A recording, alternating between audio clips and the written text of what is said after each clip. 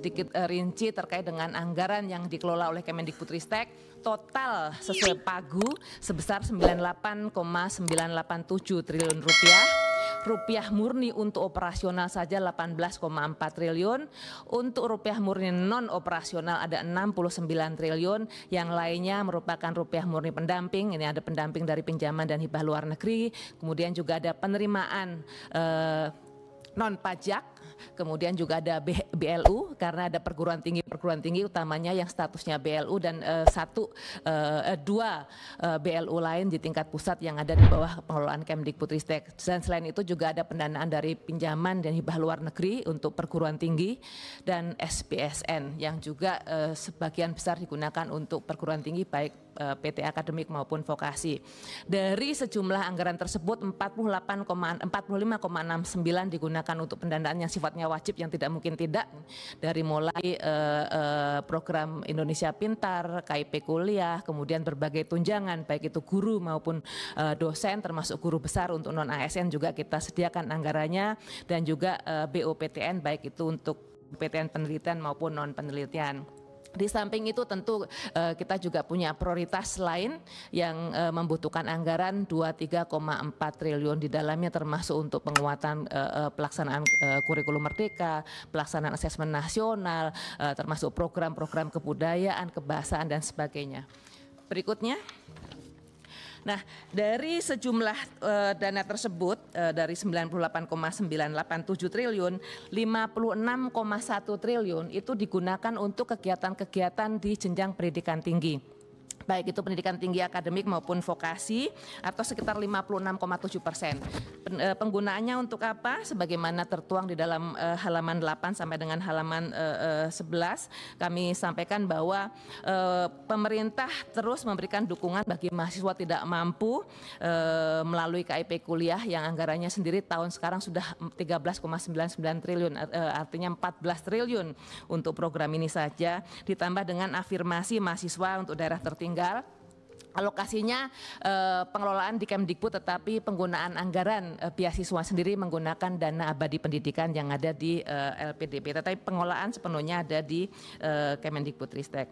Kemudian pemerintah juga memberikan tunjangan tadi yang saya sampaikan untuk dosen dan guru besar non ASN, tentunya juga ASN juga, nanti kami sampaikan detailnya. Kemudian kegiatan terbesar lainnya adalah revitalisasi sarana dan prasarana perguruan tinggi negeri. Pendanaannya mayoritas dari PHLN dan SPSN, sebagian juga sedikit yang dari rupiah murni. Alokasi anggaran untuk revitalisasi sendiri mencapai 7,79 triliun rupiah. Kemudian pemerintah juga terus mendukung upaya peningkatan kualitas pembelajaran melalui kebijakan Kampus Merdeka dan Merdeka Belajar. Ini juga pendanaannya sebagian dibiayai melalui dana abadi pendidikan yang dikelola oleh LPDP. Upaya pengembangan kelembagaan perguruan tinggi juga diberikan prioritas, termasuk melalui akreditasi baik yang dilakukan oleh BAN PT maupun oleh lembaga akreditasi mandiri atau LAMPT. Dan untuk mendukung operasional perguruan tinggi disiapkan juga BOPTN baik untuk penelitian maupun non penelitian. Di situ di dua baris terakhir totalnya 6,5 triliun untuk perguruan tinggi akademik. Berikutnya melalui dana PNBP atau PLU halaman 10 untuk baris ke nomor 13, anggaran tersebut didapatkan dari PNBP dan PLU untuk peningkatan kualitas pembelajaran, penelitian dan pengabdian masyarakat. Jadi intinya bahwa dana 6,3 triliun untuk kebutuhan tersebut merupakan revenue yang diterima langsung oleh perguruan tinggi. Jadi BLU dananya kita masukkan dan itu digunakan sendiri oleh perguruan tinggi, termasuk di dalamnya yang berasal dari masyarakat.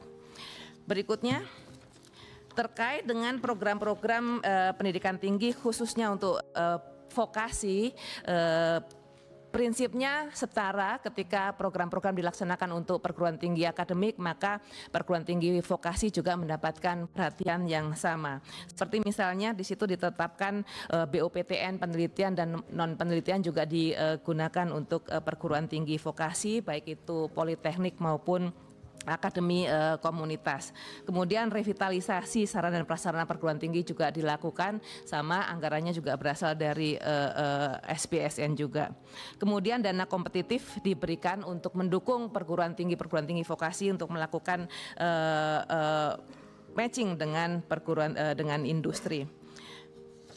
Berikutnya untuk kegiatan dukungan manajemen ini keseluruhan untuk jenjang pendidikan tinggi ada 13,88 triliun rupiah Bapak dan Ibu semuanya untuk melakukan tata kelola perguruan tinggi, termasuk juga di situ gaji operasional perkantoran, termasuk juga gaji untuk dosen ASN yang ada di perguruan tinggi negeri dan juga ada di perguruan tinggi swasta yang diperbantukan yang di dalam pengelolaan LL Dikti dari wilayah 1 sampai wilayah 16. Saya rasa itu tambahan informasi dari kami Pak, kami kembalikan ke Pak Menteri.